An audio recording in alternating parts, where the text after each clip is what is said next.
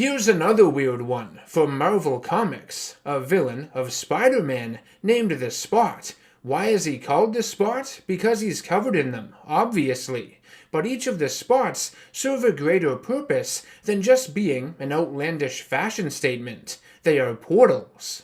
The Spot can stick his spots to any surface, or suspend them in the air, and warp his body or individual parts of his body between 2 points of potentially limitless distance from one another, using another dimension known as Spot World as a pathway. He's like Mirror Master from DC Comics, just that instead of traveling through a mirror dimension to get from point A to point B, he goes through a spotted dimension instead. The Spot is limited with the amount of spots he can use, whatever amount is on his physical body, but he can always get more of them by traveling back to the Spot World dimension. The Spot's connection with the spotted dimension gives him immortality, even if his body is completely destroyed, like when it was shredded to bits by Carnage. It simply rebuilds itself again in Spot World. The Spot, real name Jonathan Owen, was a former MIT scientist under the employ of Wilson Fisk, the Kingpin. He was tasked in recreating the powers of the superhero Cloak using radiation. Cloak, much like the Spot and Mirror Master, moves between 2 points, creating shortcuts through another dimension, in his case, the Dark Force dimension. Late one night, Owen would manage to create a circular black portal, but the process would cause a power shortage in the city, and the portal would begin to destabilize. Worried that his creation would vanish before his eyes, Owen impulsively entered it, believing it would take him to Cloak's dark dimension. Instead, Owen would be transported to another dimension, one made up of half darkness and half light. He would find himself weightless in it, like he was swimming without water.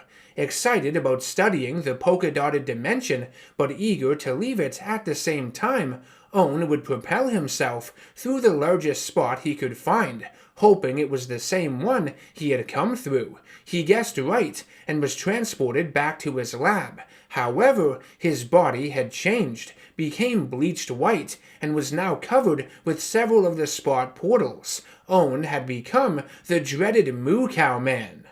At first, Owen contemplated telling the Kingpin about his findings, but the power the Spots gave him would go to his head, and he refused to share them with anyone, thus choosing to become a criminal. Spider-Man would underestimate the Spot in their first few encounters, feeling he was a joke, judging a book by its cover, and not taking him seriously. But can you really blame him?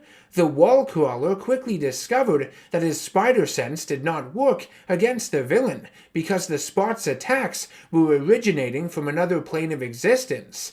Though Spider-Man's spider sense is useless against the Spot, Daredevil's radar sense does work against him, because the man without fear can sense the teleportation energy within and around the Spot's body and body parts.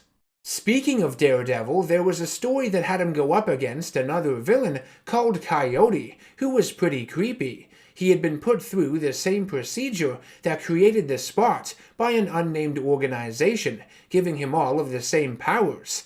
Coyote would use his portals to aid him in the human trafficking business, separating the heads and bodies of people while somehow keeping them alive. He had countless heads in a closet and fed them chunks of meat. It was messed up. Anyways, Daredevil's head would be separated from his body in the same way, and he would discover that through several twisted experiments, Coyote had turned the Spot into a multi-armed monster, which was frightening. The Spot would find himself a member of MODOK's supervillain team called MODOK's 11 in one series. They were formed to steal a source of unlimited energy called the Hypernova. Owen would abandon his team, however, and leave them for dead, which caused the Mandarin's son, Temugin, to use the powers of one of his rings to trap the Spot in his own dimension. Unable to find the exit, he would be driven insane. But the thought of his son Wyatt helped steer Owen in the right direction, so he could eventually escape his prison. When he did, he found his son in a coma, the result of a failed drive-by orchestrated by the mob boss Dmitry Ivankov. Wanting revenge, the Spot would attempt to kill Ivankov multiple times. Spider-Man would be there to save him though. Giving up, the Spot would leave a package addressed to his son for Spider-Man to deliver. The note, his confession, was jargon, just a bunch of splotches on a piece of paper, but the package was revealed to be a book, a copy of Treasure Island that Owen would read to his son every night when he was little. Ah. The other notable appearances of the Spot I'd like to bring up in this video was when he was a member of the Spider-Man Revenge Squad, which consisted of Grizzly, Gibbon, and Kangaroo, other goofier Spider-Man villains who haven't had the best of luck against the hero. The comic even labeled them the Legion of Losers, which was pretty harsh, but accurate.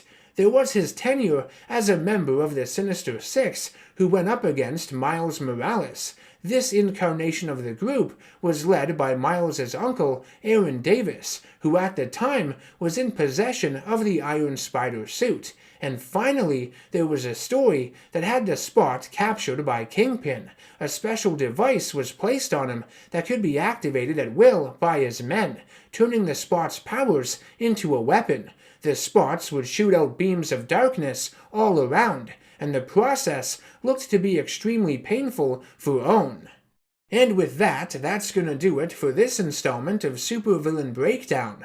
Let me know what you think of the Spot as a character in the comment section down below. I think he's kinda weird, sorta sticks out like a sore thumb compared to many other Spider-Man villains, but his abilities are interesting, even if they are just a twist on similar powers we have seen before from other characters. If you'd like to support the channel and ensure the production of more videos like these, you can do so by subscribing, hitting that bell icon for notifications, and by becoming a producer over on Patreon.com.